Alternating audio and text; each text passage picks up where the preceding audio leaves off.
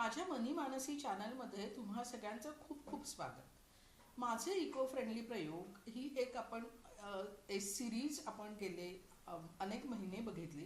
त्याच्यामध्ये राजश्री कुलकर्णी यांनी त्यांचे प्रयोग आणि त्यांचं काही ज्ञान आपल्याला दिलेलं आहे, तर तिचं आता मी स्वागत करते। राजश्री, तुझं खूप खूप स्वागत। नमस्कार। माझे इको फ्रेंडली प्रयोग या सगळ्या एपिसोड्समध्ये शाश्वत जीवनशैली आणि केमिकल फ्री लाईफस्टाईल याच्यामध्ये आपण खूप साऱ्या गोष्टी बघितल्या। उपलब्ध असलेल्या सगळ्या संसाधनांचा योग्य आणि मर्यादित वापर म्हणजेच शाश्वत जीवनशैली। म्हणजेच काय तर ज्या काही गोष्टी आपल्या आजूबाजू आहेत, ऊर्जा आहे, नंतर काही ज्या वस्तू आहेत या कशा पद्धतीने वापरायच्या हे सगळं तिने आपल्याला सांगितलेलं आहे। याच्यामध्ये मी वैयक्तिक पातळीवर काय करू शकते, म्हणजे पर्यावरण रक्षणासाठी मी माझ्या वैयक्तिक पातळीवर मी काय करू शकते, म्हणजे छोट्या छोट्या गोष्टींनी सुद्धा खूप मोठा फरक पडणार आहेत। तर असे खूप सारे डूज अँड डोंट्स तिने गेल्या सगळ्या एपिसोड्समध्ये एकेका भागामध्ये आपल्याला तिने सांगितलेलं आहे।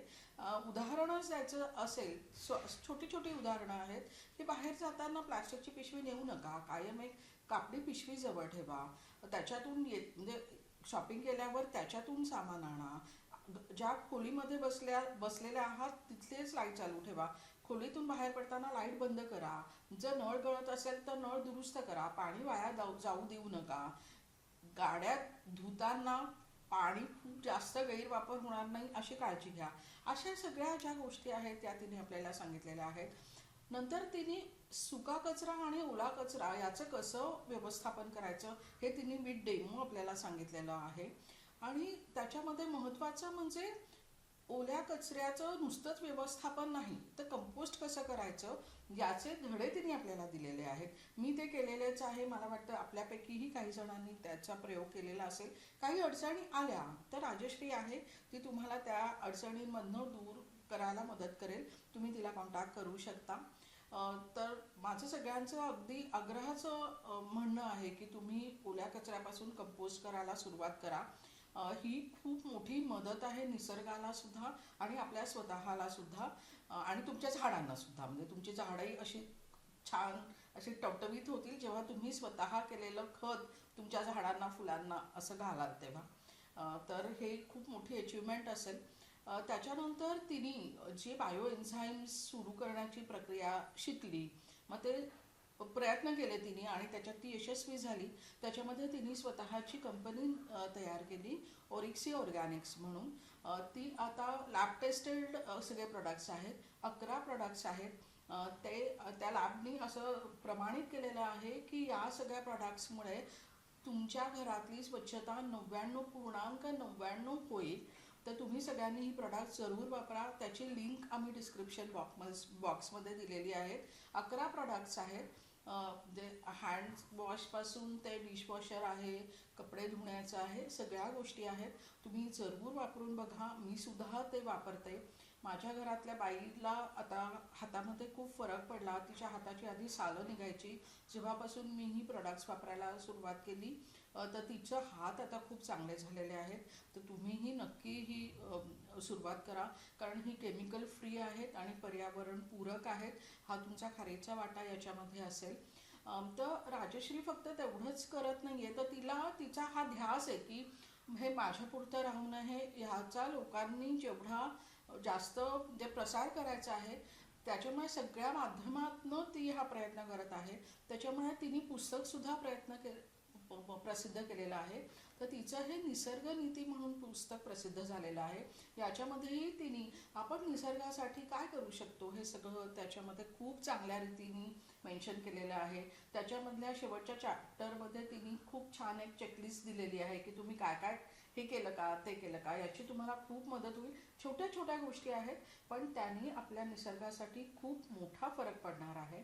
तर याच्यामध्ये तिने खूप सुंदर अशी प्रतिज्ञा लिहिलेली आहे आणि ती प्रतिज्ञा आपण तिच्याकडनं ऐकू आणि मी पण ती प्रतिज्ञा घेणार आहे। तर ओव्हर टू राजश्री। राजश्री, प्रतिज्ञा। तर मनीषा, ही जी प्रतिज्ञा आहे तर आपण शाळेत असताना आपली भारत माझा देश आहे जी प्रतिज्ञा म्हणत होतो, तर तेच म्हणजे त्याच चालीवरती म्हणशील तर, म्हणजे काही शब्द तेच आणि काही शब्द बदलून अशी ही प्रतिज्ञा, मी त्यातलेच शब्द रिप्लेस केलेले आहेत। याचं कारण असं की शाळेत असताना मुलांमध्ये देशप्रेम जागृत व्हावं असं म्हणून शाळेत आपण ही प्रतिज्ञा म्हणत होतो.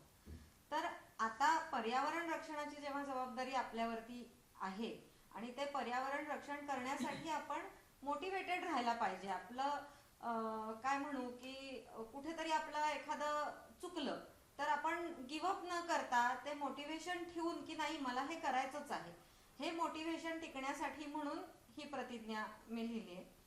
तर मी प्रतिज्ञा वाचते. माझ्या मागून म्हणायचंय आपण सगळ्यांनी.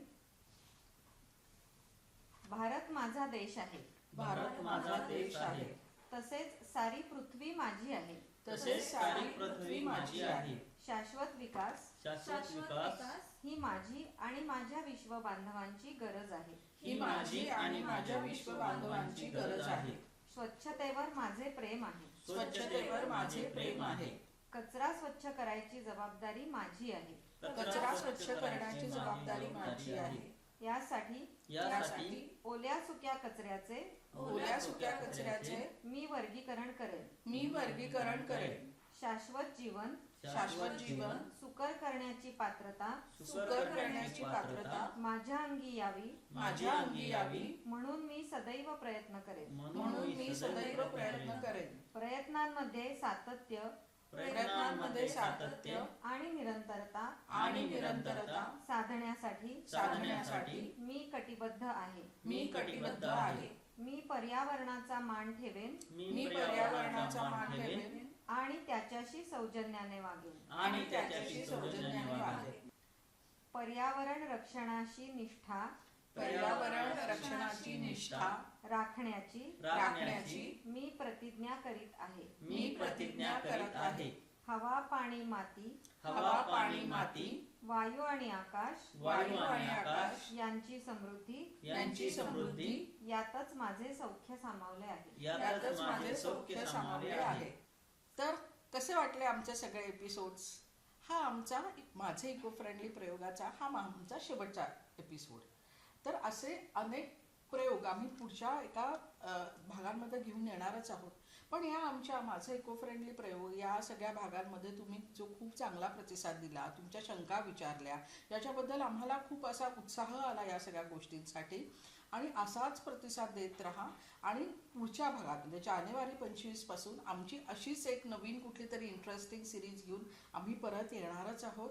तर तुम्ही नक्की बघत राहा मनीमानसी. धन्यवाद.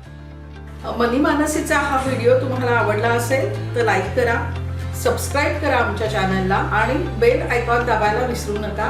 तुम्हाला काय ऐकायला आवडेल ते मला जरूर कमेंट करून कळवा. धन्यवाद.